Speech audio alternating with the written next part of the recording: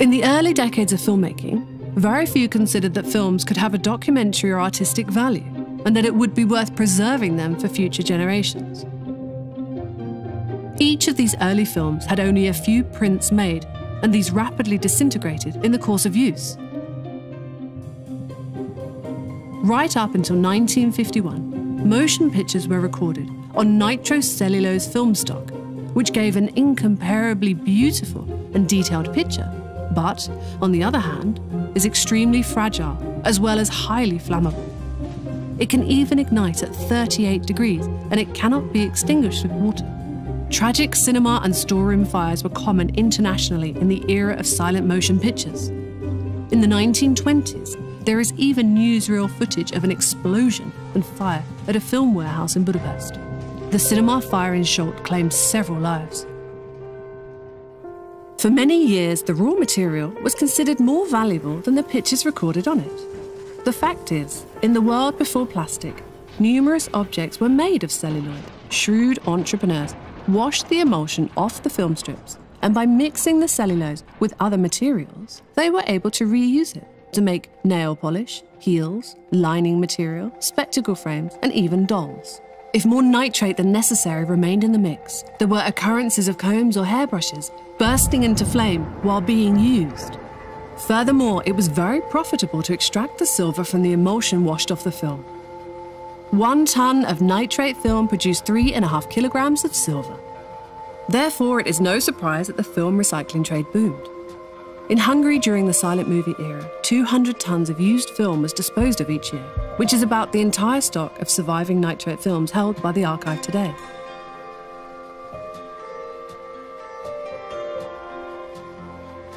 The destruction of films continued in the projection room. Quite often, projectionists themselves cut out scenes that took their fancy. Piquant parts were particularly liable to excision.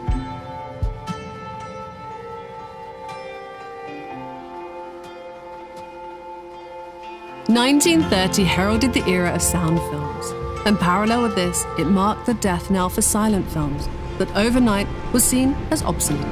Furthermore, despite countless initiatives, there was still no archive that could preserve filmmaking memories of the past. Decision makers spent more energy on coming up with a Hungarian equivalent for the word film than in establishing a film archive. This too played a part in the eventual destruction of over 90% of the 600 silent films made in Hungary. The first directed Hungarian film, The Dance, has been lost.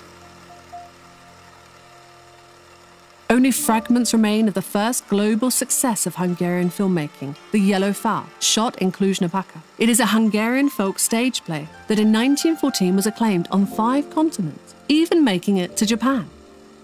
Buoyed by the success of The Yellow Fowl, the Cluj-Napoca theatre director Jano Janovic founded his own film studio, which became the most important Hungarian filmmaking workshop of the silent movie era. They made more than 60 films, primarily adaptations of literary works and theatre productions.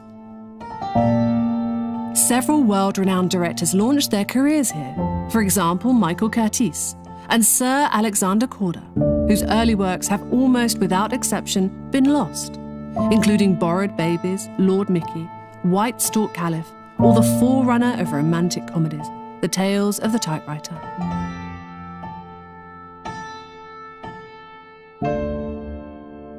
Meanwhile, in Budapest, the other hub of film production, a brand new screenplay was behind the first Hungarian time travel sci-fi film, 300-Year-Old Man. Complete with young aristocrats, including Katinka Andrassy in the lead roles. Today, all that is left of this movie is a photo album. The first film versions of popular novels by Mór Zsákai, Géza Gardoni, and Ferenc Molnár were also made around this time, but today we can only read reviews of them by critics of the day. The ban on importing films due to the First World War brought about the first heyday of Hungarian film production. Numerous production and distribution companies were established. In 1918 alone, a record 102 feature films were produced, although virtually all have been lost, as have countless newsreel and documentaries of those early days. Michael Curtiz had a hand in writing the screenplay from which the first Dracula film was made in 1921.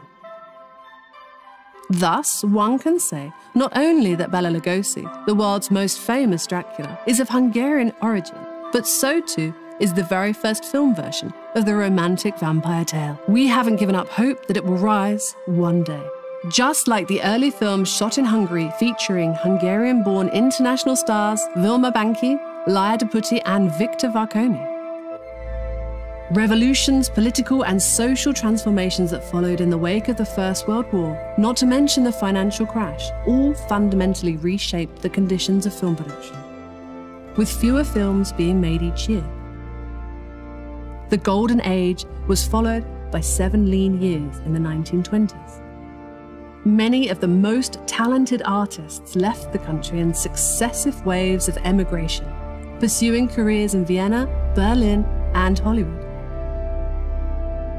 In the 1930s, the decade of Car of Dreams, Hungarian film production revived, with the release of dozens of still popular, but often stereotypical, sentimental, melodramatic, and comedy feature films starring big names of the era.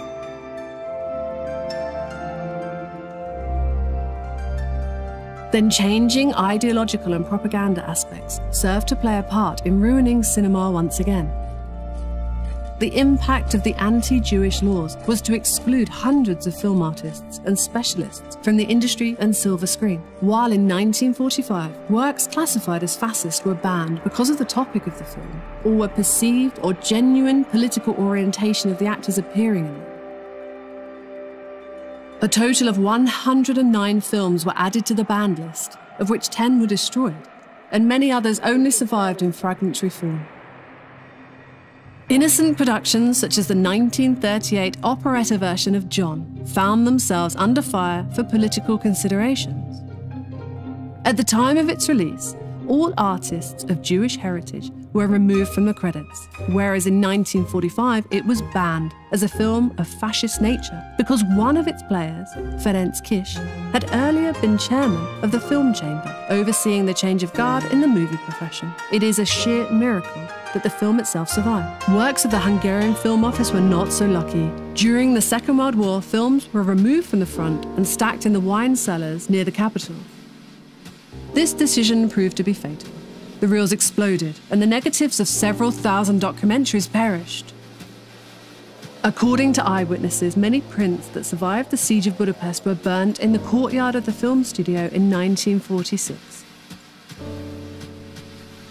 To this day, we still do not know precisely why this happened. The post-war lack of raw material resulted in some old films having scenes cut out and reused in other films.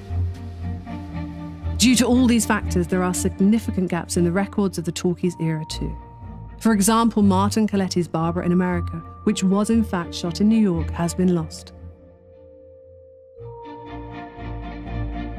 As has the wartime legendary melodrama One Day is the World, which found itself banned because of its stars, Antal Pager and Lily Marathi. However, the song that encapsulates the emotions of an era remains popular to this day.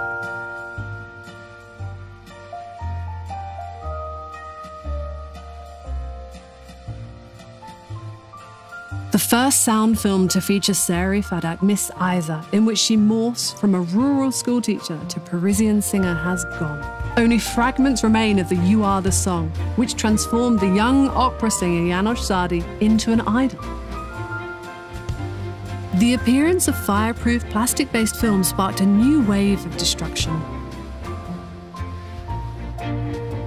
Archives began an urgent program of film conversion, but unfortunately, many of the original celluloid reels saved to backup were then destroyed.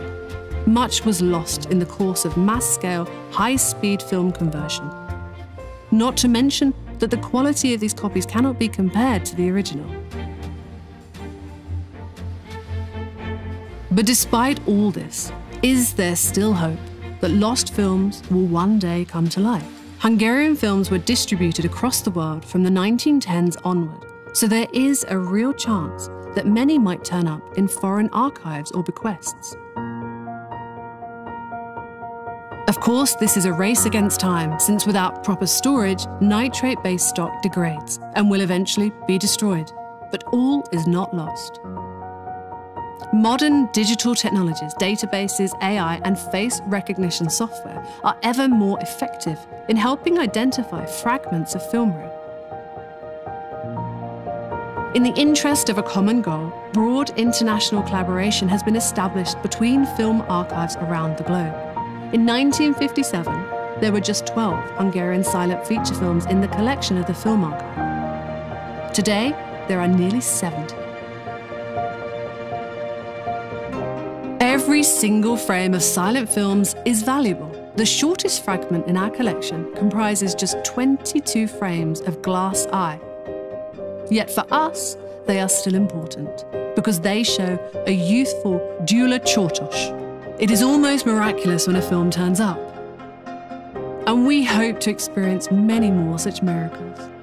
In 2017, a copy of The Workman's Overall was discovered at the Eye Film Museum in Amsterdam.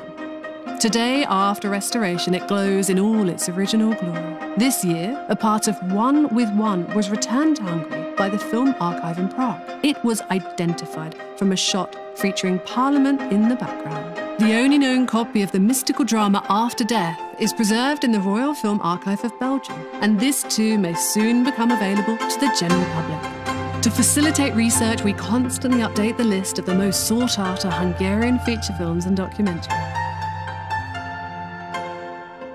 Since 1959, legislation requires that a copy of every film made in Hungary be deposited with the Film Archive so that no more films are lost.